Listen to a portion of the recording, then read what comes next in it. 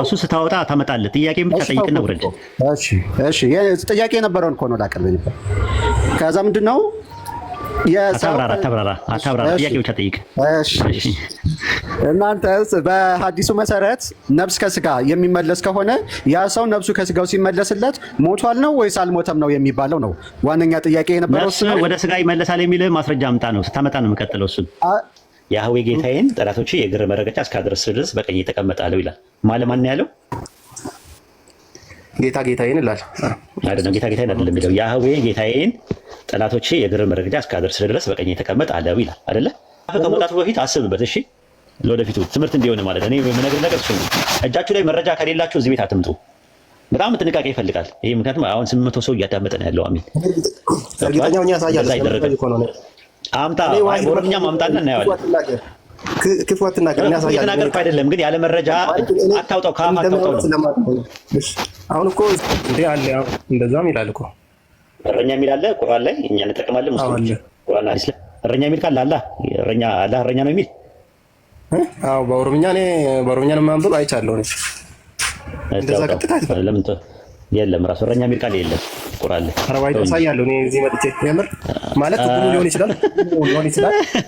አታስቀኝ። አሁን ኦሮምኛ አያውቁም ብለህ ነው ኦሮምኛ ውስጥ የምትደበቀው ማለት የትርጉም ኦሮምኛ ቀጥታ በአረብኛ በጎን አለ ግን ቅድሚያ ማይዲን እሺ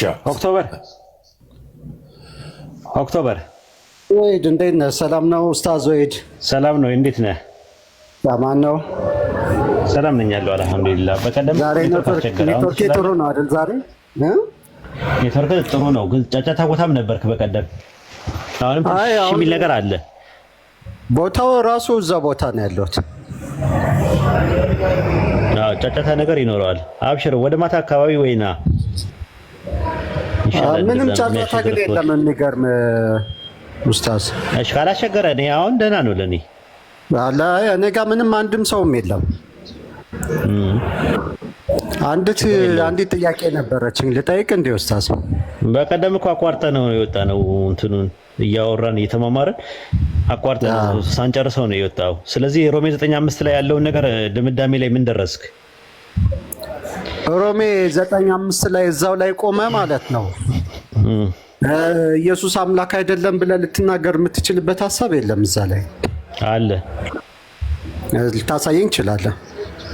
ኦኬ ሆሴዕ 2 እንትን ላይ እዛው ላይ ቆመ ነበር ግን ያልኩህ እኮ ግራማቲካሊ ላሳይ ነው። ግራመር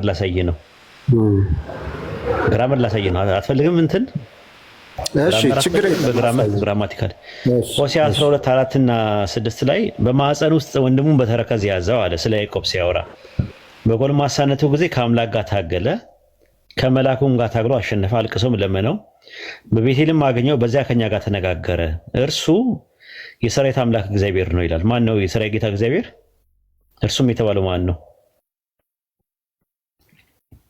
መልአክ ተብሎ የተገለጸው ነው አይደለም። ስለ ያዕቆብ ነው የሚያወራው። ስለ ያዕቆብ አወራና ከዛ ሳይጨርስ ስለ ያዕቆብ እርሱም የሰራዊት አምላክ እግዚአብሔር ነው ይላል።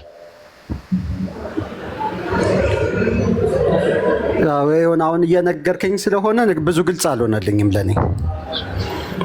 ስለ ያዕቆብ ሲያወራ በማዕፀን ውስጥ ወንድሙን በተረከዝ ያዘው፣ በጎልማሳነቱ ጊዜ ከመላኩ ታግሎ አሸነፈ፣ አልቅሶም ለመነው፣ በቤቴልም በዚያ ከኛ ጋር ተነጋገረ አለ።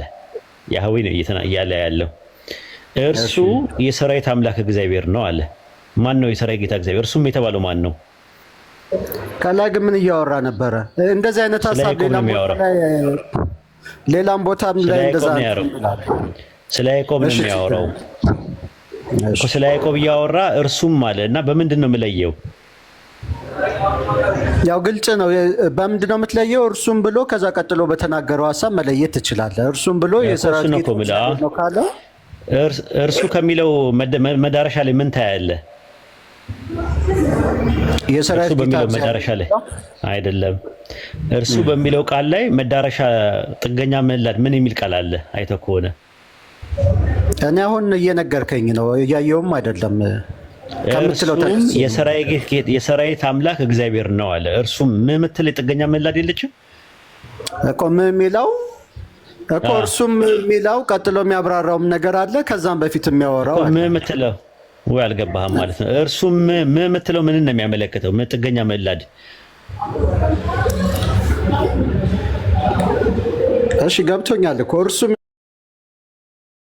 ከዛ ስለ እርሱ ነው እየተረከ ያለው። ክርስቶስ በስጋ መጣ። ክርስቶስ ያ የተቀባው ማለት ልናገር ኡስታዝ ከነጥቡ በኋላ አይደለም ነው እኮ የምልህ። አሁን እኮ አልገባህም እኮ እየተረከ ስላለው ነገር ነው እኔ ልናገር። በቃ ተው ይለፍ፣ በቃ ይለፍ። እሺ እንተውሽ። አንድ ምክንያቱም ክርስቶስ አምላክ ነው ብለህ ማምጣት አትችልም። ባይብል ላይ የፈለገ ነገር ብትሆን ማለት ነው። አንድ ጥቅስ ማምጣት አትችልም፣ ከኔ ጋር አርጊው ማድረግ አትችልም። ምክንያቱም ይሄን ጥቅስ ራሷን ሮሜ 9:5 ላይ በጣም የምትመኩበት ጥቅስ ነው።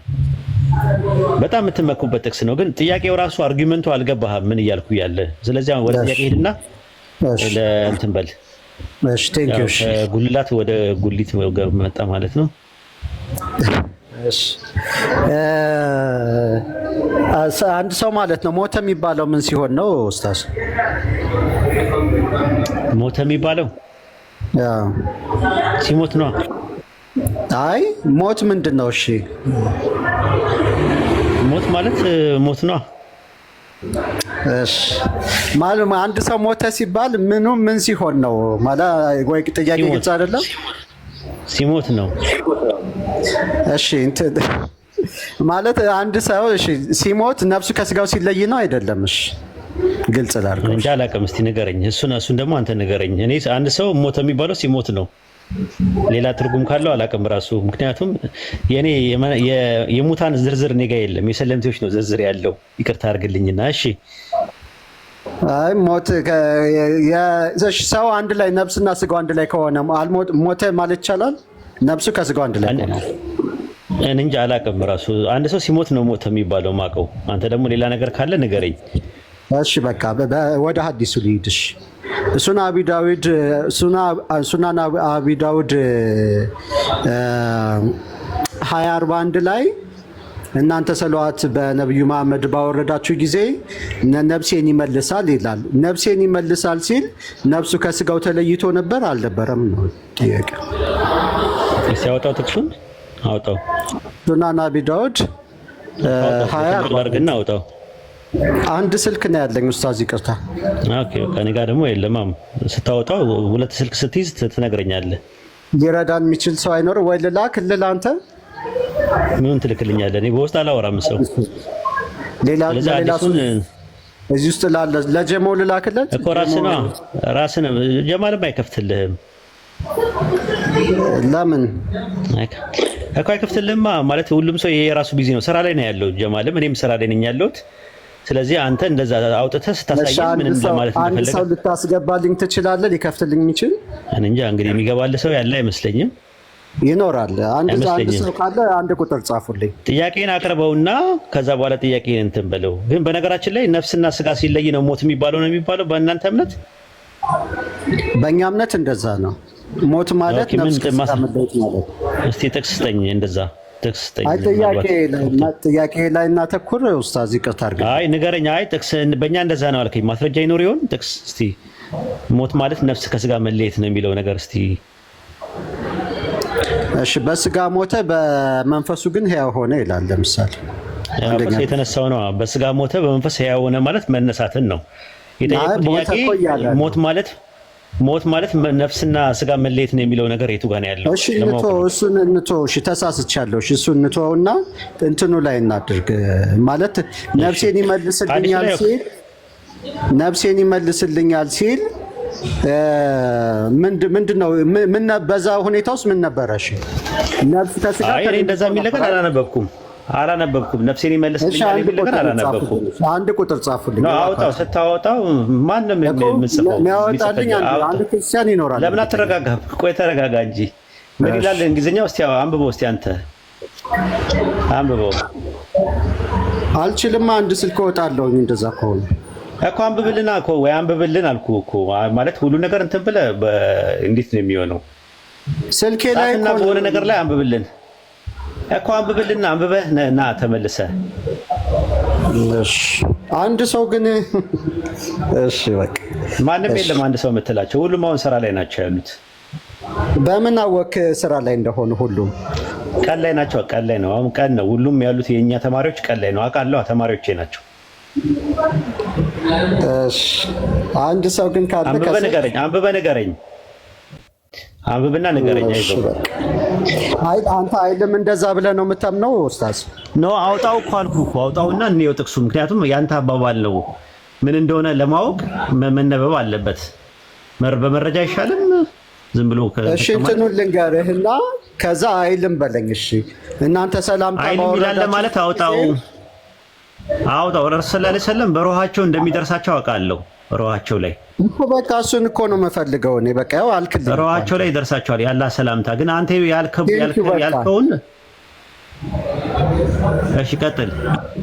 ቴንኪው በቃ አንተ ካልክልኝ እኮ በቃ በቂ ነው። መረጃውም አውጣው።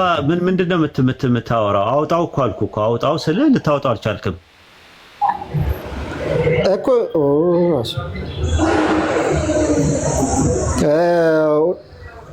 እሰማለሁ ኡስታዝ፣ ትሰማለህ። ግን አውጣው አልኩህ። አውጣው አልከለከም ኡስታዝ። ነፍሳቸው እንደሚመለስላቸው አውቃለሁ ብለኛል። በቃ አንተ በምታውቀው ነው አላልኩም።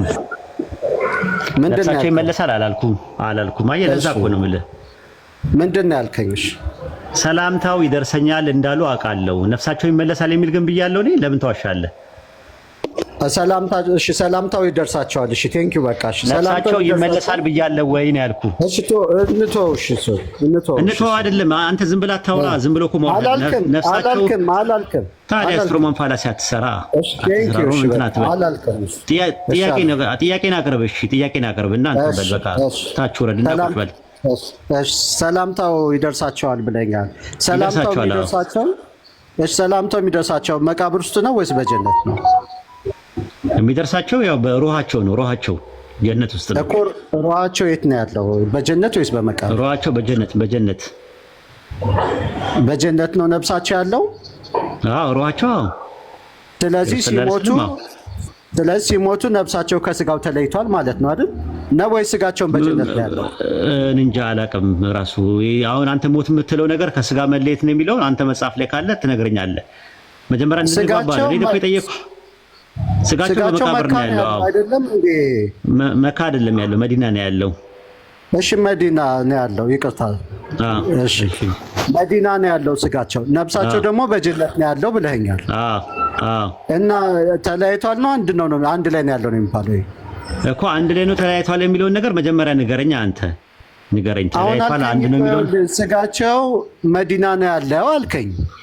ነፍሳቸው ደግሞ በጀነት ነው ያለው አልከኝ እኮ። ሰላምታ የሚደርሳቸው የት ነው? በስጋቸው ነው የሚደርሳቸው ወይስ በሩሃቸው ነው ጥያቄው? እሺ በቃ እንደዛም አድርገው። እሺ እንደዛም አድርገው። በሩሃቸው ነው የሚደርሳቸው። እሺ ስለዚህ በሩሃቸው የሚደርስ ከሆነ ነፍሳቸው ከስጋቸው ተለይቷል ማለት አይቻልም? ይለያል። የማንኛችንም ሩሃችን ይለያያል። አንተ ግን መረጃ የለም። ለዛ እኮ ነው የጠየቅኩህ። ችግር የለውም። አንተ መረጃ የለህም። አንተ መከተላለሁ ሳይሆን ለምታወራው ነገር በኤቪደንስ አውራ። ወደ ጭቅጭቅ አታምረው። ለምታወራው ነገር እኮ መረጃ አምጣ። መረጃ ስታመጣ ነው ገብቷል። ማንግባባው ምንድን ነው? ለምታመጣው ነገር ማስረጃ እፈልጋለሁ። እሺ ቀጥል። እሺ ስለዚህ አሁን አንተ እንደነገርከኝ ከሆነ ሰላምታ ስታወርዱ እናንተ ወደ ጀነት ነው የሚገባው ሰላምታቸውን ይሰማሉ ማለት የእናንተ ሰላምታ ይሰማሉ ማለት ነው። ይደርሳቸዋል። ይሰማሉ ሳይሆን ይደርሳቸዋል። በምን መንገድ ነው የሚደርሰው? እሱ አላህ ነው የሚያደርሰው። አላህ ይነግራቸዋል ሰላምታውን። አዎ እንደዛ ነው። አላህ ይነግረኛል። ይመልሳሉ አይመልሱም የሚል አላነበብኩም እኔ። ካለ ትነግረኛለህ ይመልሳሉ የሚል። ስለዚህ አሁን አንድ ነገር ቅድም ብለኛል። ሞት ማለት ከነፍስ መለየት ነው፣ ነፍስ ከስጋ መለየት ነው የሚለውን አላውቅም ብለኝ ነበር። አሁን ግን ያው እንደምታውቅ አውቄያለሁ። እያስተማርከኝ እኮ ነው። እያስተማርከኝ ነው። በእናንተ እኮ ነው እያስተማርከኝ ነው። በእናንተም እየነገርከኝ ነው። ምክንያቱም ስጋቸው እኮ እያስተማርከኝ ነው። አንተ እያስተማርከኝ ስለሆነ ቆይ ተረጋጋ። ኦክቶበር ጥያቄን ስፔሲፋይ አድርግና አቅርብና ጥያቄን ውረድ። አሁን በቃ ዝም ብሎ እንትናት ወይ እውቀቱ የለህም። ውይይት አይደለም እያረካ ያለኸው። ጥያቄን ጠይቅ። ስፔሲፋይ አድርገህ ጥያቄን ጠይቅ። አቅርብ እስቲ አንድ ጥያቄ። እሺ የኔ ጥያቄ የነበረውማ መጀመሪያ ሱናን አቢ ዳውድ 2041 ላይ የሚለው ምንድነው? እናንተ ሰለዋት ባወረዳችሁ ጊዜ አላህ ነፍሴን ወደ እኔ ይመልሳል፣ እንደዛ ነው የሚለው እና የኔ ዋነኛው ጥያቄ አውጣው። እሱ ስታወጣ ታመጣለህ። ጥያቄን ብቻ ጠይቅና ውረድ። እሺ ጥያቄ የነበረውን እኮ ነው ላቀርብ ነበር። ከዛ ምንድነው አታብራራ። ጥያቄ ብቻ ጠይቅ። እሺ እናንተስ በሐዲሱ መሰረት ነፍስ ከስጋ የሚመለስ ከሆነ ያ ሰው ነፍሱ ከስጋው ሲመለስለት ሞቷል ነው ወይስ አልሞተም ነው የሚባለው? ነው ዋነኛ ጥያቄ የነበረው። ነፍስ ወደ ስጋ ይመለሳል የሚል ማስረጃ አምጣ ነው። ስታመጣ ነው የምቀጥለው። እሺ እሱን እኮ በቃ እንትን የሚከፍትም የለም ስላልከኝ ተውኩት እኮ እሱ። በቃ ስከፍት ያኔ ትቀጥላለህ ማለት ነው። እንደዛ ነው ስርዓቱ። አንድ ነገር የተከፈተ ደሊል የሆነ ማስረጃ ስታመጣ በጥቅሱ መሰረት እናየዋለን።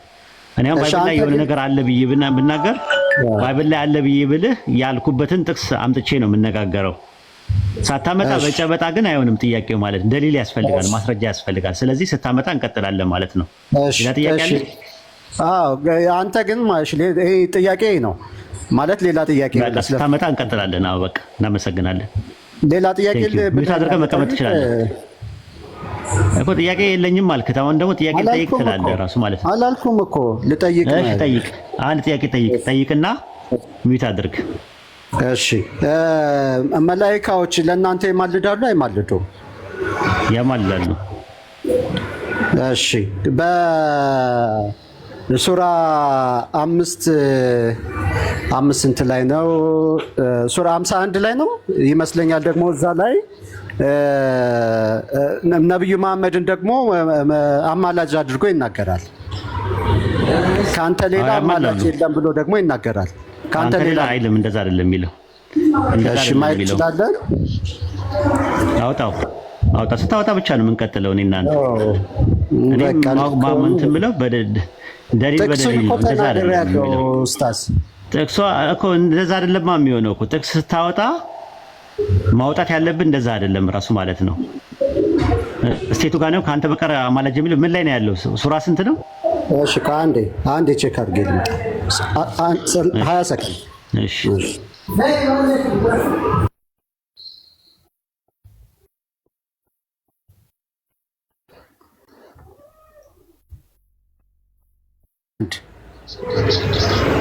ወደ 51 ላይ ምን ይላል? እነዚያ ከእርሱ ሌላ ረዳትና አማላጅም የሌላቸው ሲሆኑ ወደ ጌታቸው መሰብሰባቸው የሚፈሩ ይጠነቀቁ ዘንድ በእርሱ በቁርአን አስጠንቀቅ ይላል። እነዚያ የተባሉት እነማን ናቸው? አማኞች አይደለም፣ ጣዖታውያን ነው። ስለ ጣዖታውያን ነው የሚያወራው። ከእርሱ ሌላ ረዳት እና አማላጅም የላቸውም ነው የሚለው። ከእሱ ሌላ ረዳት ማለት ከአላህ ሌላ ረዳትም የላቸውም፣ በተጨማሪ አማላጅም የላቸውም ነው የሚለው ቃሉ የሚለው ማለኩ እዚህ ጋር አማላጅ ተብሎ የተጠቀሰው ማን ነው? እሺ አላህ አይደለም የተጠቀሰው። አማላጅም በተጨማሪም የላቸውም ነው ራሱ ማለኩ ሚንዱኒህ ሚን ወልይ ይላል። መጀመሪያ ረዳት የላቸውም፣ ከአላህ ሌላ ረዳት የላቸውም አለ። ከዛ ቀጠለና ወላ ሸፊኢን ነው የሚለው። እንደዚሁም አማላጅም የላቸውም፣ በተጨማሪም አማላጅም የላቸውም ነው። አላህ ካላህ ውጪ አማላጅ የላቸውም የሚል ነገር የለውም ራሱ። በሱረቱ ጋፊር ምዕራፍ 40 ቁጥር 18 ላይ ለበዳዮች ምንም ወዳጅና ተሰሚ አማላጅ የላቸውም ይላል። ተሰሚ ገብቷል። ተሰሚ ማለት ነው። ተሰሚ አማላጅ የላቸውም። ኢቭን ዱዓ ቢያደርጉላቸውም እነዛ ሰዎች የሚያደርጉላቸው ሰዎች አላህ ዘንድ ተቀባይነት የለውም። ለምን? በዳዮች ስለሆኑ ማለት ነው። ይሄን ነው በሱረቱ ሰሪጃ ምዕራፍ 32 ቁጥር 4 ላይ እንደዚህ ከእርሱ ሌላ ለእናንተ ረዳት የላችሁም እናም አማላጅም ምንም የላችሁም አትገሰጹም ምን ይላቸዋል? ማንን? ኩፋሮቹም ካፊሮቹም ማለት ነው። በሱረቱ ሩም ምዕራፍ 30 ቁጥር 13 ላይ ለነርሱ ከሚያጓሯቸው አማላጆች አይኖራቸውም አለ። አማላጅ ምንም የላችሁም የሚለው ከእርሱ ፈቃድ ቢሆን እንጂ አያማልዱም ማለት ስለ መላእክት እንኳን ቢሆንም ለአማኞች ብቻ ነው የሚያማልዱት። መላእክት እንኳን ቢያማልዱ በሱ ፈቃድ እንጂ በሌላ ነገር ሊያማልዱ አይችልም ነው የሚለው። ለዛ ነው በሱረቱ ያሲን ምዕራፍ 36 ቁጥር 23 ላይ ከእርሱ ሌላ አማልክትን ይዛለውን አራህማን በጉዳት ቢሻ ምልጃቸው ከኔ ለመመለስ ምንም አትጠቅመኝም አያድኑኝም በላቸው ይላል። ከምታመልኳቸው አማልክት መካከል ማንም አማላጅ መሆን አይችልም። ምክንያቱም ወደ አላህ ያቃርቡናል ያማልዱናል ያላቸውን ስላለ አላህ ዘንድ የላቸውም አማላጅም የላቸውም ነው እያለ ያለው። ለዛ ነው ሱረቱ ዩኑስ ምዕራፍ 10 ቁጥር 3 ላይ ከእርሱ ፈቃድ ቢሆን እንጂ አንድም አማላጅ የለም አለ ይላል። አላህ ከፈቀደው በስተቀር አማላጅ የሚባል ነገር ኢቭን መላእክቶችም ራሱ አላህ ሲፈቅድ ነው አማላጆች የሚሆኑት የሚጸልዩት። በሱረቱ መርየም ምዕራፍ 19 ቁጥር 87 ላይ እንደዛ ነው። አራህማን ዘንድ ቃል ኪዳን የያዘ ሰው ቢሆን እንጂ ማማለድ አይችሉም ነው የሚለው። ማን? መላእክቶቹም ቢሆኑ። ሱረቱ በቀራ ምዕራፍ 2 ቁጥር 255 ላይ እንደዛ ነው የሚናገረው። እርሱ ዘንድ በፈቃዱ ቢሆን እንጂ የሚያማልድ ማን ነው ይላል። የለም ራሱ ማለት ነው።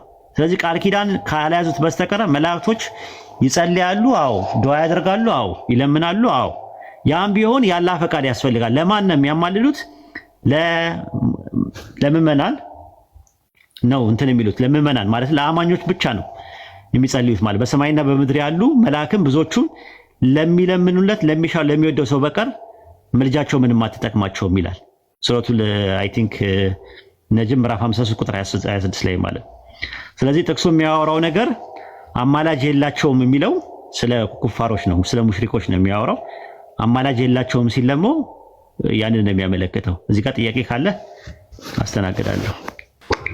እሺ እዛ ጋር የሚለው መላእክቶች ከእሳት ጠብቃቸው ምናምን ያሉ የሚለምኑት ለአማኞች ነው። እሱ ግልጽ ነው እዛ ጋር የተቀመጠው። ከዚህ ጋር ደግሞ አሁን የጠቀስኩልህ 651 ላይ የሚለው ከእርሱ ሌላ ምንድነው ረዳትም አማላጅም የላቸውም የሚለው ለማን ነው ያልከኝ? እሱ ለአማኝ ላልሆኑት ለቁረይሽ እነዚያም የሚለው አንተ ጋር ነው የሚያስተጋባው። ድምጽን እየሰማሁት ነው። ሚት አድርገው እናንተን በል። እነዚያም የሚለው ቁረይሾችን ነው፣ ጣዖት አምላኪያን ናቸው። ከእርሱ ሌላ ረዳትም የላቸውም እናም አማላጅም የላቸውም ነው። ከሱ በቀር ሙሚን ብቻ ነው ዱዓ እንዲያደርጉ መላእክትን የሚፈቅደው። ስለዚህ እዚህ ጋር የሚናገረው ነገር ምንድነው? ከእርሱ ሌላ ከነዚያ ከእርሱ ሌላ ረዳት እና አማላጅም የሌላቸው ሲሆኑ አለ። ከእርሱ ሌላ የምትለው የሚመጣው አላህ ጋር ነው። አማላጅም የላቸውም የሚለው ነገር ሌላ የሚለው ነገር አንደኛው አፍራሽ ናት። ራሱ የመጀመሪያው ላይ ማምትል ናት አፍራሽ ያለችው። ማለኩም የሚለው ቃል ለእነርሱ የላቸውም ሲል ወልይ የላቸውም ወይም ደግሞ ረዳት ካላ ውጭ የላቸውም። በተጨማሪ ደግሞ ምን የላቸውም? ወላ ሸፊኢን ነው የሚለው ራሱ። አማላጅም ደግሞ በተጨማሪም የላቸውም ነው የሚለው። አላህ ዘንድ ቃል ኪዳን የገቡ ወይም ደግሞ በፈቃዱ የሚያማልዳቸው ለነሱ የላቸውም ነው እየተባለ ያለው እንጂ ከአላህ ውጪ አማላጅ የለም የሚል አያያዝ ነገር እዚህ ጥቅስ ላይ የለም ለማለት ፈልጌ ነው። ይሄን ይመስላል ከብዙ በጥቂቱ። ምናልባት ይሄ እንደዚህ አይነት ነገሮች ሲመጡ ግራማቲካሊ ማየት ጥሩ ነው፣ ተፍሲሮችን ማየት ጥሩ ነው። እንግዲህ ይሄን ይመስላል ከብዙ በጥቂቱ። ግልጽ ነው። ኦኬ ወጣ። ኦኬ ሌላ ጥያቄ ያለው ሰው አስገቡ። ኡስታዝ ጀማል ካለ መጣው አሁንስ መሰማ የለም። አሁን ጫጫታ የለው። እሺ ጥያቄ አለኝ። አንደኛ ኡስታዝ ጠይቅ። አንድ ጥያቄ አለ። ጠይቅ። እሺ ነብዩ መሐመድ ሲወለድ ምን ነበረ እምነቱ? ሙስሊም ነበሩ።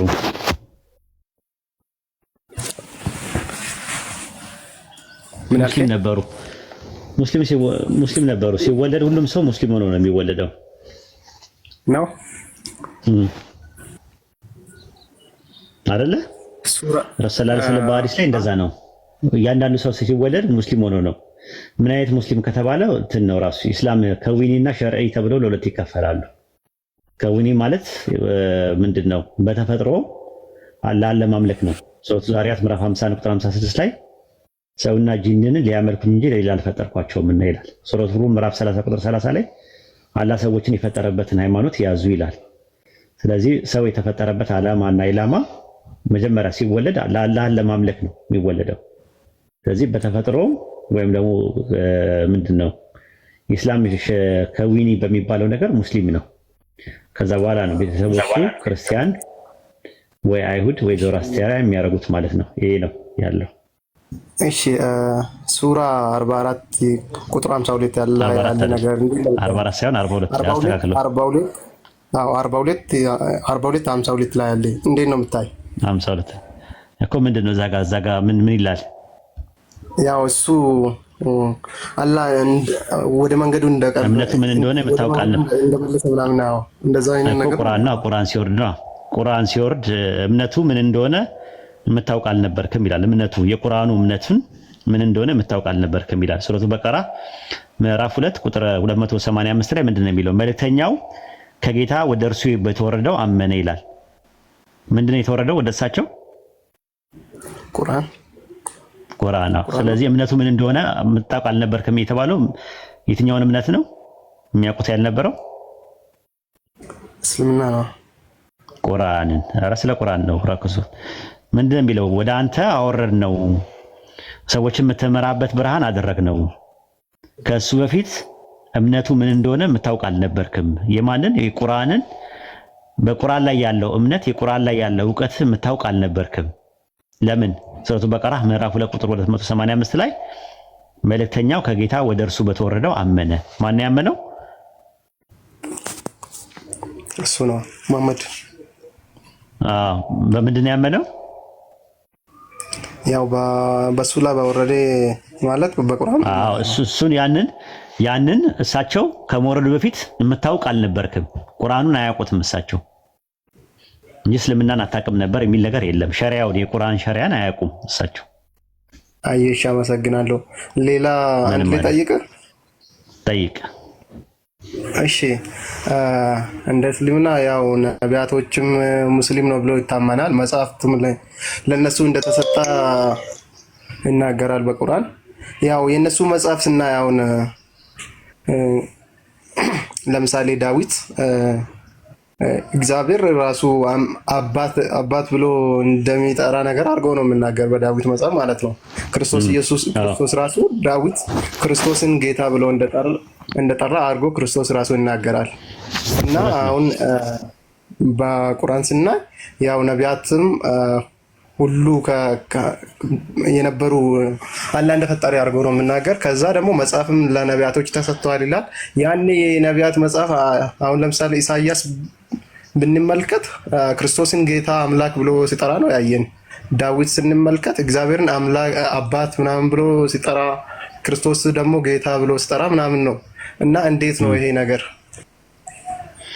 በዕብራይስጥ አብ ማለት ምን ማለት ነው? አብ ማለት በዕብራይስጥ አባት ነው ብቻ ነው። በዕብራይስጥ አብ ማለት ብቻ ነው። አይ ራሳቸው እኔ የሚያውቅ ነው። ሌላ ኦሪጂኔተር በሚል አይመጣም። ራሱ ለምሳሌ የሄብሪው እንግሊሽ ሌክሲከል ላይ ስትመለከተው አብ የሚለው የዕብራይስጥ ቃል ኦሪጂኔተር በሚል ይመጣል ብሎ ያስቀምጠዋል። ለምሳሌ ኦሪጂኔተር ለምሳሌ ለአዲስ ዓለም እስቲ ወይ ጀማል በሜሴንጀር ኑልኝ አንዴ። እንትና ማን ነው ጀማል? ና እስቲ አንዴ መክፈት የሚችል ሰው መልክለት።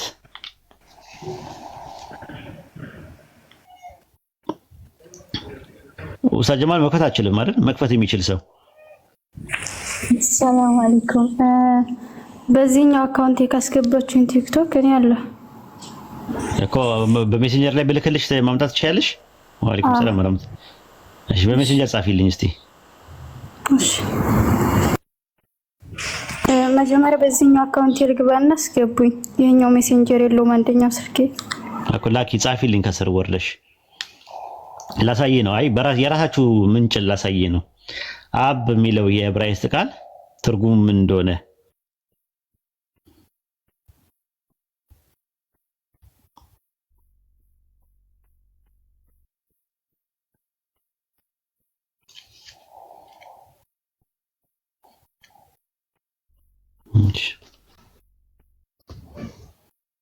ኦኬ፣ ሜሴንጀር ላይ ነኝ።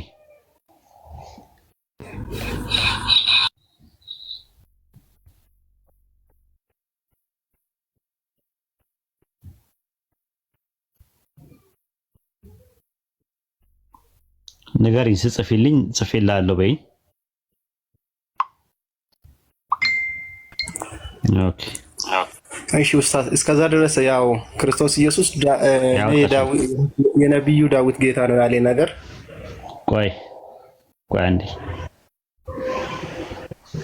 አንተ ጥያቄ ጠይቀህናል። ስለዚህ መታገስ አለብህ። እኛም ያንተን ጥያቄ በትዕግስት ነው እንትን የምንለው አይደለ? ስለዚህ ታገሰ ነው እንትን ማለት ያለብህ።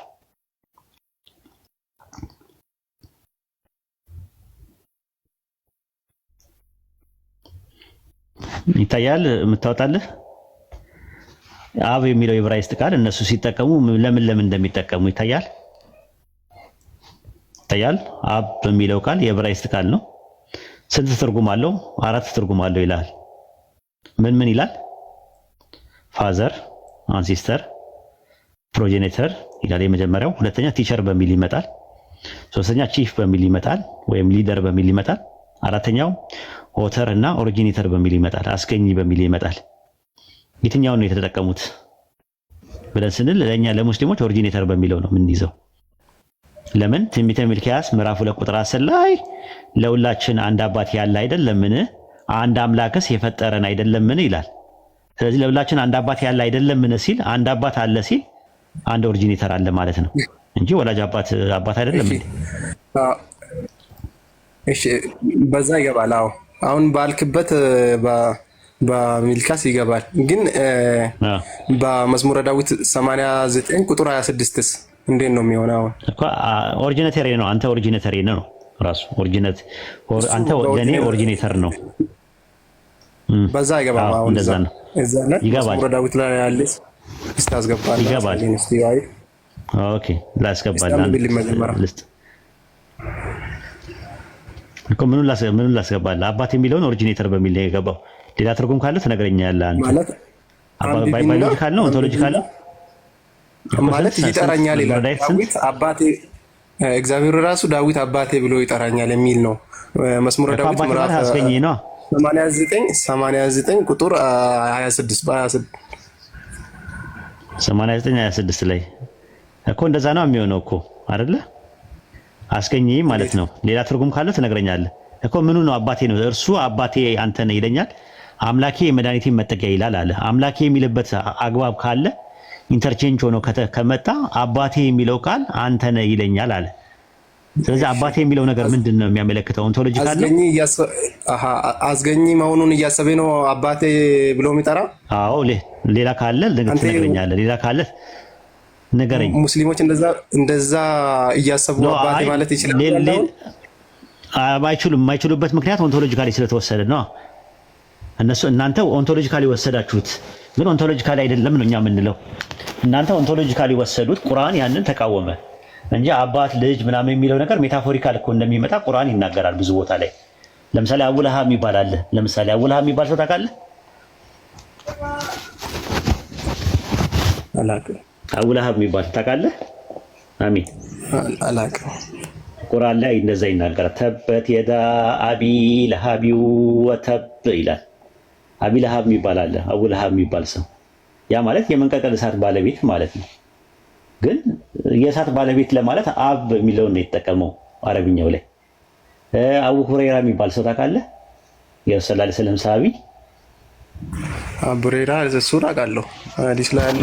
አቡ ሁረይራ ማለት አብ ማለት እንግዲህ አስገኝ ማለት አይደለም፣ ባለቤት በሚል ነው የመጣው። ሁረይራ ማለት ድመት ማለት ነው። የድመት አባት ማለት ነው። የድመት ባለቤት ማለት ነው። ሌሎችም ጥቅሶች አሉ። እንትኖች አቡበከር የሚባል አለ፣ የአይሻ አባት የረሱላህ ሰለላሁ ዐለይሂ ወሰለም ሰሃቢ የነበረ ባልደረባ የነበረ። በከር ማለት ወጣት ግመል ማለት ነው፣ ባለቤት ስለሆነ ነው። ስለዚህ አብ የሚለው ቃል አየህ ፊገራቲቭሊ ሊመጣ ይችላል። እንደዚህ አይነት ነገሮች ሊሆኑ ይችላሉ። ለአላህ ግን መጠቀም ሙሉ ለሙሉ ተከልክሏል አብ የሚለውን ቃል። ለምን? ክርስቲያኖች ወደ ኦንቶሎጂካሊ ስለወሰዱት ማለት ነው። ሜታፎሪካል የነበረውን አናሎጂካል የነበረውን ወደ እንትን ስለወሰዱት ቁርአን ላይ ተከልክሏል ማለት ነው። ፎር ኤግዛምፕል ልስጥ፣ ቀለል ኤግዛምፕል ልስጥ። እንዴት እንደተረዳ ገብቶኛል። ኤግዛምፕል ልስጥ፣ ሌላ ኤግዛምፕል ልስጥ። ለምሳሌ እረኛ ይላል የመዝሙረ ዳዊት ምዕራፍ 23 ቁጥር 1 ላይ ያህዌ እረኛዬ ነው ይላል። እረኛ ማለት ምን ማለት ነው? የሚጠብቅ ጠባቂ ማለት ነው። አላህ ጠባቂ አይደለም ነው? ጠባቂ ነው ራሱ። ግን እረኛ ብለን እንጠቀማለን እኛ ሙስሊሞች። እረኛ ብለን ግን እንጠቀማለን። አላህን እረኛ ብለን እንጠቀማለን እኛ ሙስሊሞች። እንዴ አለ እንደዛም ይላል እኮ እረኛ የሚል አለ ቁርአን ላይ፣ እኛ እንጠቀማለን ሙስሊሞች። ቁርአንና ሐዲስ ላይ እረኛ የሚል ካለ አላህ እረኛ ነው የሚል። አዎ በኦሮምኛ ነው ማንበብ አይቻለሁ እኔ። እንደዛ ቀጥታ ለምን የለም ራሱ እረኛ የሚል ቃል የለም ቁርአን ላይ። አረባይ ተሳያለሁ እኔ እዚህ መጥቼ የምር ማለት ትርጉሙ ሊሆን ይችላል። አታስቀኝ። አሁን ኦሮምኛ አያውቁም ብለህ ነው ኦሮምኛ ውስጥ የምትደበቀው ማለት ኦሮምኛ ቀጥታ በአረብኛ በጎኑ አለ ግን ችግር የለውም። እሺ በአረብኛ እስቲ እረኛ የሚል ቃል አውጣና አሳየኝ። እኔ አላቅም እሱ አላቅም። በአማርኛ አሳየኝ። እሺ በእንግሊዝኛ አሳየኝ። በአማርኛ እረኛ የሚል አላህ እረኛ ነው የሚል እረኛ ነው የሚል አላየም አልኩ እኮ እኔ አላየም እኮ አልኩ ነው። እሱ በአማርኛ አላየም። እኔ ይሄን በኦሮምኛም ላይ የለም። እስቲ አውጣው። በኦሮምኛ እስቲ ኦሮምኛ ቁርአን አውጣ። አማርኛ ትርጉም ላይ አሁን እኔ ጋር አይደለም እመጣለሁ። ብዙ ጥያቄ ስላለኝ እዚሁ እመጣለሁ። አይ አንድ ነገር ካፈ ከመውጣቱ በፊት አስብበት። እሺ ለወደፊቱ ትምህርት እንዲሆነ ማለት እኔ የምነግርህ ነገር እሱ ነው። እጃችሁ ላይ መረጃ ከሌላችሁ እዚህ ቤት አትምጡ። በጣም ጥንቃቄ ይፈልጋል ይሄ። ምክንያቱም አሁን 800 ሰው እያዳመጠ ነው ያለው። አሚን እርግጠኛ ሆኜ ያሳያለሁ እኮ ነው። አምጣ በኦሮምኛም አምጣና እናየዋለን። ክፉ አትናገር። እኔ ያሳያለሁ። የተናገርኩ አይደለም ግን ያለ መረጃ አታውጣው። ካፍ አታውጣው ነው። እሺ አሁን እኮ ስራ እንቀጥላለን። አሁን አሳያለሁ። ሳበጣው እንቀጥላለን ነው የሚባለው። አዎ የለህም በቃ። ስለዚህ አሁን በጨበጣ አታውራ ለማለት ፈልጌ ነው እንዳይለምድህ። እሺ ቀጥላ፣ ወደ ሌላ ጥያቄ፣ ቀጣይ ጥያቄ ሂድ። ያኛ ለምሳሌ ነብዩ ዳዊት ክርስቶስ ጌታ እያለ እንደጠራ እንደነበረ ይነግራል። ክርስቶስ ራሱ ማለት ነው። በማቴዎስ ወንጌል ምዕራፍ 22 44 ቁጥር ላይ ከየት ነው ያመጣው የጠቀሰው? ጌታ ጌታዬን ጠላቶች የሚለው ከየት ነው የጠቀሰው? ጥቅሱ መዝሙረ ዳዊት ላይ ነው አለ። ምዕራፍ 110 ማን ለማን ምን አለው ይላል? ያህዌ ጌታዬን ጠላቶች የእግር መረገጫ እስካደርስ ድረስ በቀኝ የተቀመጠ አለው ይላል። ማለማን ነው ያለው? ጌታ ጌታዬን ይላል አይደለም። ጌታ ጌታዬን አይደለም የሚለው። ያህዌ ጌታዬን ጠላቶች የእግር መረገጫ እስካደርስ ድረስ በቀኝ የተቀመጠ አለው ይላል አይደለ? አዎ መዝሙረ ዳዊት ላይ እንደዛ ይላል። አዎ ያህዌ አንድ ዘዳግም 6:4 ላይ ያለው አንዱ ያህዌ ማንን ነው በቀኝ የተቀመጠ ያለው? ማንን ነው በቀኝ የተቀመጠ ያለው? ልጁን ነው ወልድን ነው እኮ። ማን ነው? አንዱ ያህዌ ነው አይደል? ማንን ነው ያለው? ክርስቶስን ወልድን። አዎ ስለዚህ አንዱ ያህዌ አንደኛ ግራማቲካሊ ኦንቶሎጂካሊም ተለያይተው ቁጭ ብለዋል። ስለዚህ ዳዊት ታዲያ ለምን ጌታ አለው? ጌታዬ ለምን አለው ነው ያንተ ጥያቄ። ጌታዬ ለሚለው ቃል የሚጠቀመው አዶኒ ነው። አዶኒ ነው ያለው። ምን ያለ አዶኒ ማለት ነው አይደለ? አዶኒ ማለት ያው ዝም ብሎ እንትን ማለት ልክ አብርሃም እንዳለው ማለት ነው። ኤሌዘር ምን አለ? ያህዌ ጌታዬን ባረከው ይላል። ጌታ ጌታዬን ባረከው ይላል አይደል? አዎ አይደል? ማንን ነው የባረከው? ጌታ ጌታዬን ነው የሚል ማን ጌታ ጌታዬን ባረከው ይላል። ማንን ነው የባረከው?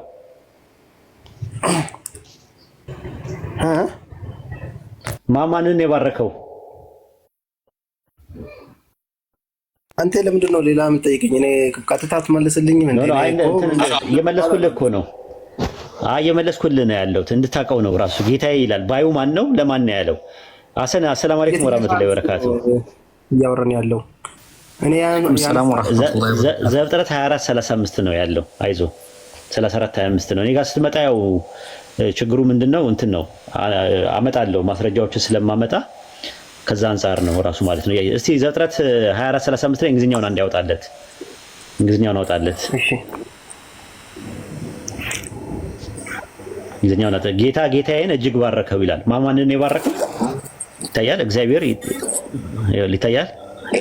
ዘ ሎርድ ሃዝ ብሌስድ ማይ ማስተር ይላል። ከዛ አማርኛውን አድርግለት። አማርኛውን አድርግለት። ይታያል። እግዚአብሔር ጌታዬን እጅግ ባረከው ይላል። ባራኪው ማን ነው? እግዚአብሔር ነው። ጌታዬን የሚለው ማን ነው? ባዩ ማን ነው? ኤሌዘር ነው አይደል? ኤሌዘር የሚባል ሰው ነው። ጌታዬ የሚለው ማንን ነው? ኤሌዘር ነው። ኤሌዘር ምን አለ?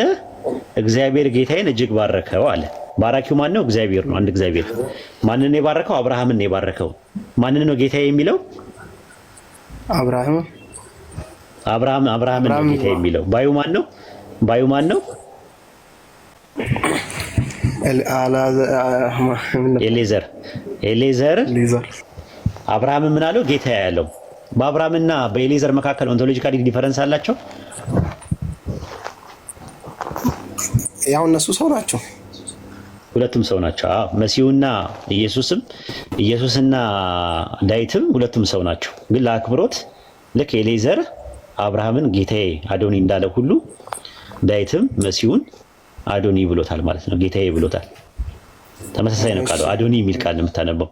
ዘፍጥረት 18:12 ላይ እንዲያወጣለትና ቆይ ዘፍጥረት 18:12 ያወጣለት አማርኛው ሐሰን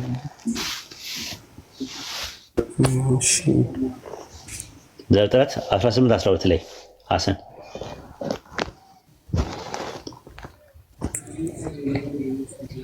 ይታያል። ሳራም በልቧ እንዲህ ሲል ሳቀች፣ ካረጀው በኋላ በሆኑ ፍቶት ይሆንልኛልን? ጌታዬ ፈጽሞ ሸምግሏል አለች። ማንን ነው ጌታዬ ሸምግሏል ያለችው? ሰማይና ምድር የፈጠረው አምላክ ሸምግሏል እያለች ነው። ሳራ ማንን ነው? አብርሃም ነው። ጌታዬ ለሚለው ቃል የገባው ምንድን ነው? አዶኒ ነው። ተመሳሳይ ነው። ለአብርሃም ነው ገባ። እሺ አዎ። ዳዊት እግዚአብሔርን ጌታዬ ሲል ምንድን ነው የሚጠቀምበት ቃል? እግዚአብሔርን ጌታዬ ሲል ምንድን ነው የሚጠቀመው? ምን የሚል ቃል ነው የሚጠቀመው? አዶናይ ነው የሚለው። አዶናይ ነው የሚለው እንጂ አዶኒ አይደለም የሚለው።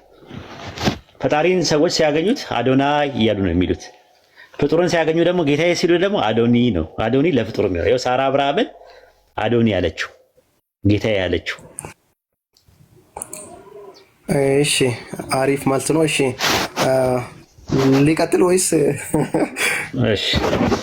እሺ ቀጥል። እንግዲህ አንድ ድል ልስጥህና ከዛ በኋላ ሌሎቹ ያወራሉ። እኔም እሰግዳለሁ። እሺ በዮሐንስ ወንጌል ምዕራፍ 15 ቁጥር 5 ላይ ከኔ ተለይታችሁ ምንም ልታደርጉ አትችሉም ይላል ክርስቶስ። ይህንን ማለት የሚችል ፍጡር አለ? ምን ላይ? መጽሐፍ ቅዱስን አላስኩም። እስቲ ዮሐንስ 15 ምዕራፍ ቁጥር 5 ላይ የሚለው እንደዛ አይደለም። የሚለው ምንድነው? ያለ እኔ ምንም አታደርጉም ማለት ፍሬ አታፈሩ ነው። ስለ ፍሬ ማፍራት ነው የሚያወራው። ፍሬ የምታፈሩት በእኔ ነው። እኔን ካመናችሁ በኋላ ነው። ፍሬ ከእምነት በኋላ ነው መልካም ስራ የሚሰራው። መልካም ስራ ፍሬ ነው። ግንዱ ደግሞ ምንድነው? እምነት ነው። በእኔ ካመናችሁ በኋላ ነው መልካም ስራ የምትሰሩት፣ ፍሬ የምታፈሩት ነው ለማለት። ያለ እኔ ምንም ነገር ማድረግ አትችሉም ሲል አሁን ዛሬ ስበላ ስጠጣ ያለ ኢየሱስ መብላትና መጠጣት አልችልም ምናምን ማለት አይደለም። ኮንቴክስቱ ይወስነዋል። ያለ እኔ ሲል ዮሐንስ ወንጌል 15 ላይ እንደዛ ነው። ምንድነው የሚለው? ዮሐንስ ወንጌል ምዕራፍ 1 ማቴዎስ 15 እውነተኛ የወይን ግንድ እኔ ነኝ፣ ገበሬውም አባቴ ነው። ፍሬ የማያፈራው በእኔ ያለው ቅርንጫፍ ሁሉ ያስወግደዋል፣ ፍሬ የሚያፈራውን ሁሉ አብዝቶ እንዲያፈራ ያደርገዋል። እናንተ ስለነገርኳችሁ ቃል አሁን ንጹሐን ናችሁ። በእኔ ኑሩ፣ እኔም በእናንተም። ቅርንጫፍም በወይን ግንድ ባይኖር ከራሱ ሊያፈራ እንደማይቻል አለ። አየህ፣ እንዲሁ እናንተ ደግሞ በእኔ ባትኖሩ አትችሉም። እኔ የወይን ግንድ ነኝ፣ እናንተ ቅርንጫፎች ናችሁ። ያለ እኔ ምንም ልታደርጉ አትችሉም።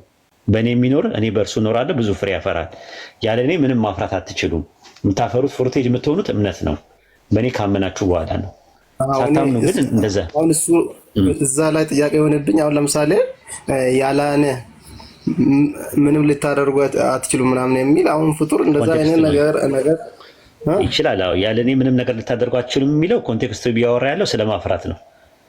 ፍሬ የምታፈሩት ካመናችሁ በኋላ ነው። መልካም ስራ የሚመጣው ከአመናችሁ በኋላ ይመጣል። መልካም ስራ የሚመጣው ማለት መልካም ስራ ፍሬ ነው። የመንፈስ ፍሬ የምንለው ፍቅር፣ ሰላም፣ ደስታ ምናምን ነገር የሚባለው ነገር ከዛ ነው። በስጋ የሚዘራ መበስበስን ያጭዳል፣ በመንፈስ ግን የሚዘራ ከመንፈስ የዘላለም ሕይወት ያጭዳል ነው። ስለዚህ ልታፈሩ ምን በሉ ይላል? መልካም ስራን ለመስራት አትታክቱ። መልካም ስራ ግን እንዲረዳ ካስፈለገ ኢማን ይፈልጋል፣ እምነት ይፈልጋል። እምነት በጣም መልካም ስራ እንድሰራ ያደርግሃል ነው እያለ ያለው። እሺ አመሰግናለሁ። እንድጠይቅ ደስ ይለኛል። ያው ጠይቅ፣ እንግዲህ ያልገባ ነገር ካለ ጠይቅ። እሺ መላእክት የእሱ የሆኑና እሺ የትኛው ልጠይቅ? እሺ እስቲ መዝሙረ ዳዊት ምዕራፍ 8 ቁጥር 2 አውጣልኝ እስቲ። መዝሙረ ዳዊት ከመላእክት ይልቅ በጥቂት አሳነስከው የሚለውን ነው? የክብርና የምስጋና ጥግ የሚለው ወይስ ምስጋናን ለራስ አዘጋጀ የሚለው? አዎ እሱን አንብብና እሱ እኔ እኮ በጣም የሚገርመኝ ነገር ምን እንደሚገርመኝ ታውቃለህ? አንድ በምጠይቁት ጥያቄ በአጠቃላይ በቃ የተበላ ነው። በቃ ምን እንደሆነ አላውቅም። ገና ልጠይቁ ስትሉ ራሱ እኛ ቀድመን ማወቃችን ነው ራሱ የሚገርመው ማለት ነው። የሚገርመው ማለት ነው። ኧረ ቀላል መዝሙረ ዳዊት ምዕራፍ 8 ቁጥር 2 ላይ እያወራ ያለው ስለ አብ ነው። ከሕፃናትና ከሚጠቡ አፍ ምስጋናን አዘጋጀ ስለ ጠላት ይላል። አሁን ለራስ አዘጋጀ የሚለው ጥቅስ የለም። በጣም የሚያሳዝነው ነገር ማለት እንዴት ሰውን ትሸውዳላችሁ በዚህ ደረጃ? ምስጋናን ለራስ አዘጋጀ የሚለው የማቴዎስ ወንጌል ላይ ያለው ጭማሪ ነው። ለራስ የሚል ነገር የለውም። እሱን ከፈለጋችሁ ማቴዎስ ወንጌል ምዕራፍ 21 ቁጥር 16 ላይ አዎ እዛ ላይ ምን ይላል? ለራስ የሚል ነገር የለም። ወላሂ ለራስ የሚል ነገር ካለ ነው ይቀጣለሁ።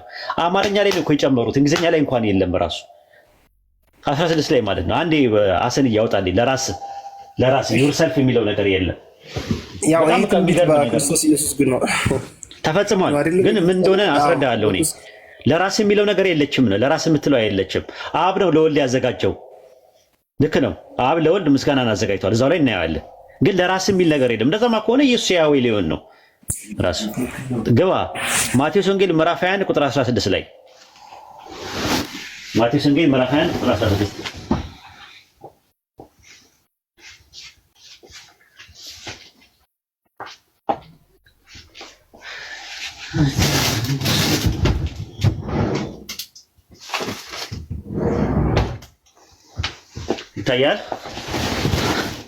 ይታያል። እሺ እንደዚህ የሚሉትን አትሰማምን አሉት። ኢየሱስም እሰማለሁ፣ ከሕፃናትና ከሚጠፉ አፍ ምስጋናን አዘጋጀ የሚለው ቃል አላነበባችሁምን አለ። የሚለው ቃል ላይ ብትሄድ ለራስ የሚል ነገር የለም። አዘጋጁ ለወልድ ነው ያዘጋጀው። ለራስ የሚል ነገር የለም። እንግሊዝኛው ላይ አድርገለት ለራስ የሚል ነገር ካለ እኔ እቀጣለሁ። ለራስ የሚል ነገር የለም። ይታያቸዋል። ይታያል። from the lip of the children and instant you have ordained praise አለ። ምስጋናን አዘጋጀ ነው የሚለው እንጂ ለራስ የሚል ነገር የለም። ለማን ነው ያዘጋጀው? አዘጋጁ አብ ነው። ያዘጋጀው ለወልድ ነው። ወደ ጥቅሱ እንሂድ። መዝሙረ ዳዊት ምዕራፍ 8 ላይ ገባለት አንዴ። ጥቅሱ የተጠቀሰበትን ጥቅስ አሁን ቆይተን ልናየው ነው። አዘጋጁ ማን ነው? አብ ነው። ለማን ነው ያዘጋጀው? ለወልድ ነው ያዘጋጀው። ተከታተሉኝ በደንብ አድርጋችሁ። ይታያል። ከሕፃናትና ከሚጠፉ አፍ ምስጋናን አዘጋጀ። አዘጋጁ ማን ነው? አብ ነው የሚያዘጋጀው። ከዛ በኋላ ምን ይላል? ጠላትና ቂመኛን ለማጥፋት የጣቶችን ስራ ሰማያትን ባየው ጊዜ ጨረቃና ከዋክብት አንተ የሰራቸውን ታስቦ ዘንድ ሰው ምንድን ነው? ትጎበኛው ዘንድ የሰው ልጅ ምንድን ነው? ከመላእክት ይልቅ በጥቂት አሳነስከው፣ በክብርና በምስጋና ዘውድ ከለልከው ይላል። ማንን ነው በክብርና በምስጋና ዘውድ የከለለው? በእጆች ስራ ላይ ምን አልከው አለ? በእጆች ስራ ላይ ሾምከው ይላል። ማንን ነው የሾመው? ወልድ ነው የሾመው። ምስጋናን አዘጋጀህ አለው። ከዛ በኋላ የምስጋናውን ዘውድ ጫንክለት አለ። ጫኙ ማን ነው? አብ። እያወራ ያለው ማን? ምስጋናን አዘጋጀ እያለ የሚያወራው ማንን ነው? መዝሙረኛው አብን ነው ወይስ ወልድን ነው? እሺ ወንጀልስቱ ላይ ማንን ነው ምስጋናን አዘጋጀ እያለ የሚያወራው ማንን ነው? እያወራ ከዛ ከላይ ጀምሮ እያወራ ያለው ማን ነው? ከሕፃናትና ከሚጠቡ አፍ ምስጋናን አዘጋጀ ስለ ጠላት ቂመኛ ካለ በኋላ ታስቦ ዘንድ ሰው ምንድነው? ተጎበኘው ዘንድ የሰው ልጅ ምንድነው? ከመላእክት ይልቅ በጥቂት አሳነስከው፣ የክብርና የምስጋናን ዘውድ ጫንክለት እያለ በሁለተኛ መደብ እያወራ ያለው ማንን ነው?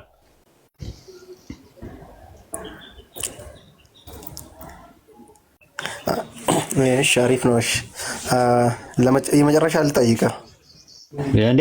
መጀመሪያ መልስልኝ እንጂ አስረግጥልኝ እኮ ነገርኩህ እኮ ይሄን እኮ ጨረስን እኮ። ማንን ነው አዘጋጀህ የሚለው?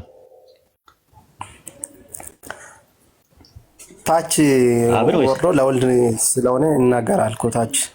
ስለዚህ ምስጋናን ያዘጋጀው ማን ነው? ያው እሱ እግዚአብሔር ነው። ለማን ያዘጋጀው? ለወልድ ነው። አመንክ ማለት ነው። በቃ ሻለ ያዘው እንድሰልም ያስገደደ ሰው አለ? አይ ዋይድ። እሺ እስቲ አሁንም ልጠይቃ። ከጠየቅኩማ በደንብ ነው የምጠይቅህ። እሺ እሺ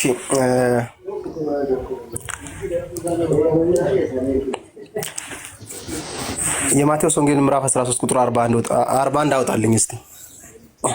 13:41 አዎ እሺ አውጣለት። አሰኑ ፋፊሻ ሰው ሲገባ ኤክስፓንድ የነበረው ያጥራል ራሱ ማለት ፋፊሻ ስትገባ እንትን አለ ማለት ነው፣ ተገለበጠ ማለት ነው። ኦኬ ቀጥል አሰኑ።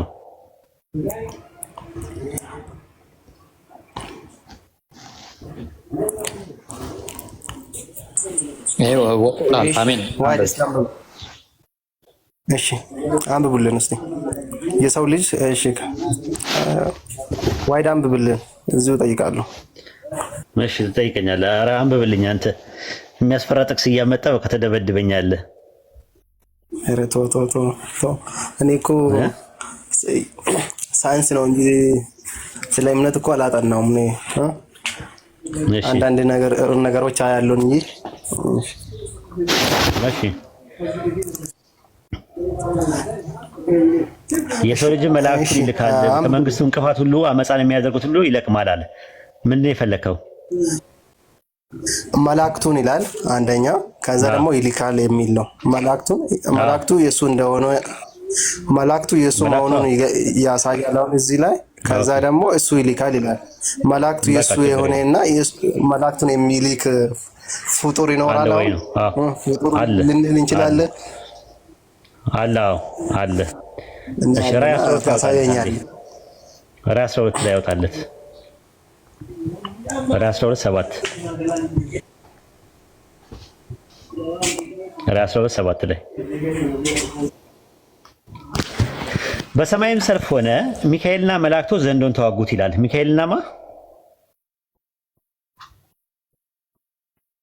ሚካኤልና ማን? አሚን።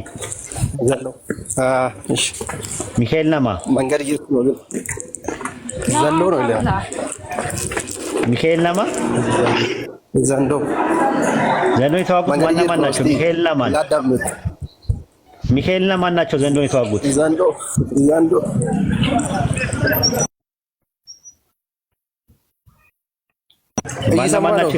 ድምፁ ስለሚረብሻችሁ እኮ ነው። እኔ ዝም አልኩ እኮ። ማን ናቸው የተዋጉት? ሚካኤልና መላእክቱ ዘንዶን የተዋጉት ማን ናቸው የተዋጉት? ሚካኤልና ማን?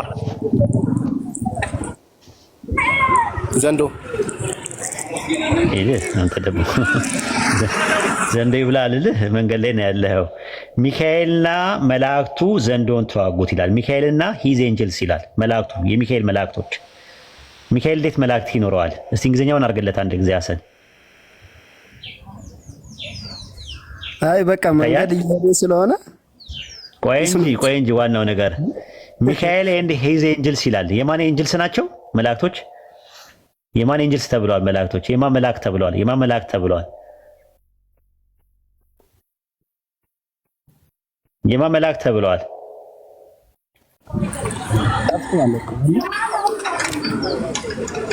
እሺ እኔ ነው ዋይድ። አዎ የማን መላእክት ተብለዋል? መላእክት የማን መላእክት ተብለዋል? እዚህ ጋር እሺ የሚካኤል ተብለዋል እዚህ ላይ። እሺ ስለዚህ ሚካኤል ምን አለው? እንደዚህ was where with him is ሚካኤል and his angels fighting። ስለዚህ መላእክቶቹ ሂስ የሚለው ወደ ማን ነው የሚጠቀው? ወደ መላእክት ነው የሚጠቀው፣ ወደ እንትን ነው የሚጠቀው፣ ወደ ሚካኤል ነው። ሚካኤል መላእክቶች አሉት። ሚካኤል የመላእክት አለቃ ነው። መልአክ እንደሚልክ ደግሞ ማስረጃ ልስጥህ። መልአክን እንደሚልክ ማስረጃ ልስጥህ። ፍጡር እንደሚልክ ማለት ነው። ራዕይ ዮሐንስ ምዕራፍ 14 ቁጥር 14 እና 15 ላይ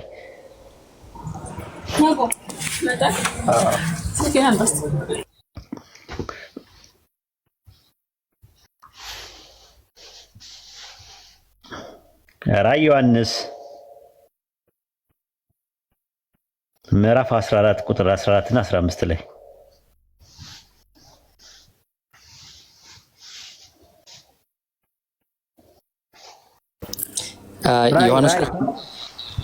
ራዕይ ዮሐንስ ምዕራፍ 14 ቁጥር 14 እና 15 አንደኛ ነው ሁለተኛ ዮሐንስ ራእይ ዮሐንስ ነው ያልኩህ። ራእይ ዮሐንስ አብሽር። እሺ ኡስታዝ ራእይ ምዕራፍ ዮሐንስ 3 ኡስታዝ አብሽር። ስራ ላይ ልትሆን ትችላለህ። እሺ ምዕራፍ ራእይ ዮሐንስ ምዕራፍ 14 ቁጥር 14 እና 15 እሺ ራእይ ዮሐንስ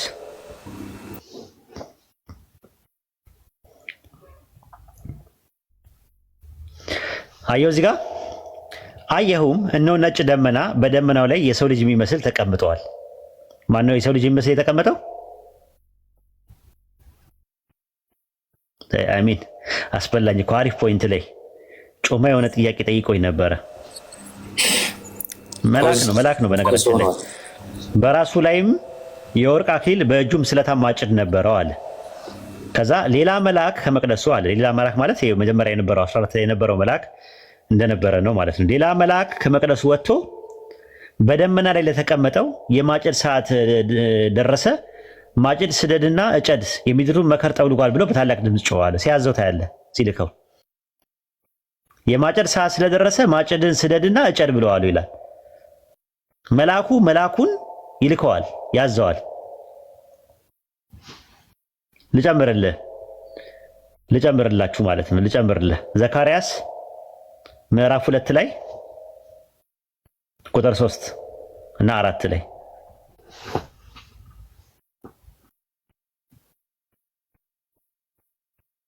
ዘካርያስ ምዕራፍ 2 ቁጥር 3 እና 4 ላይ እነሆ ከኔ ጋር ይነጋገር የነበረው መልአክ ወጣ፣ ሌላም መልአክ ሊገናኘው ወጣ። ከዛስ እንዲህም አለው፣ ሩጥ፣ ይህን ጎልማሳ እንዲህ በለው፣ በኢየሩሳሌም በውስጡ ካሉ ሰዎች አንሶች ብዛት የተነሳ ቅጥር ወደሌላቸው መንገዶች ትኖራለች አለው ይላል። ከዛ በኋላ ሲልከው ታያለ። ሌላ መልአክ መጥቶ መልአኩን ሲልከው ታያለ፣ ሲያዘው ታያለ። ስለዚህ መልአክን ሊያዘው ይችላል። ግልጽ ነው። መልአክን ሊያዘው ከቻለ ማቴዎስ ወንጌል 28:19 ላይ ስልጣን ሁሉ በሰማይና በምድር ለኔ ምን አለኝ ተሰጠኛል። ምን አለኝ ተሰጠኛል። ከዛ አንደኛ ጴጥሮስ ምዕራፍ 3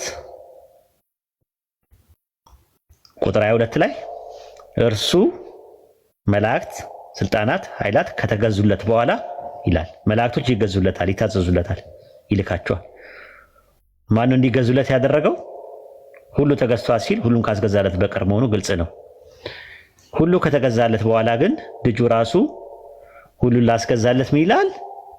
ይገዛል። ሁሉ ተገዝቷል ሲል ሁሉ ካስገዛለት በቀር መሆኑ ግልጽ ነው። ሁሉ ከተገዛለት በኋላ ግን ልጁ ራሱ ሁሉን ላስገዛለት ይገዛል አለ። ስለዚህ ሁሉን ያስገዛለት ማን ነው? አብ ነው። ለማን? ለወልድ። በሰማይና በምድር ያሉት ሁሉ መላእክትን ቢያዝ መላእክትን ቢልክ ምን ቢል እንደ ባይብሉ ከሆነ ማለት ነው። ይሄን ይመስላል።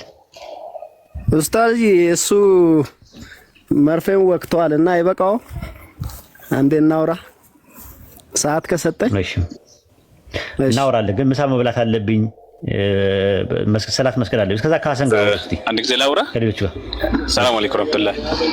ማራማው ትባላት ምን አለች? ፋፊን ገስት ላይ የነበረችዋን ማለት ነው ብሎ ካረገቻት አሁንም ድጋሚ ብሎ ካርጋ አስወረደቻት።